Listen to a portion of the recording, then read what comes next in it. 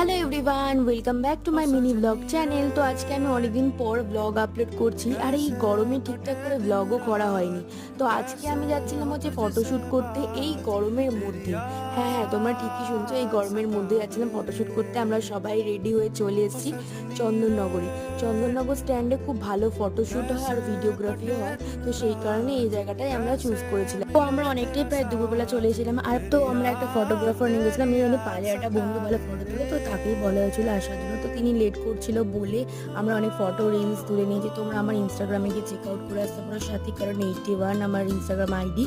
আর আজকের দিনটা আমরা খুবই মজা করে কাটিয়েছি। আর এই লেখাটা দেখো, এই যে লেখাটা খুবই সুন্দর, আর চন্দননগর জায়গাটাও খুব সুন্দর। তোমরা একবার পারলে ঘুরে আসতে পারো, তোমাদেরও খুব ভালো লাগবে। যেহেতু আমরা অনেকটা দুপুরবেলা পেয়েছিলাম, তো আমাদের খিদে পেয়ে গেছিলো, তো আমরা সবাই মিলে এখান থেকে কাবাব খেয়েছি। কাবাব টাবাব খেয়ে, কাবাবটা খুব সুন্দর খেতে ছিল। কাবাব খেয়ে আমরা বাড়ির দিকে রওনা দিলাম। আমাদের এই ব্লগটা তোমাদের কেমন লাগলো, চলো টাটা।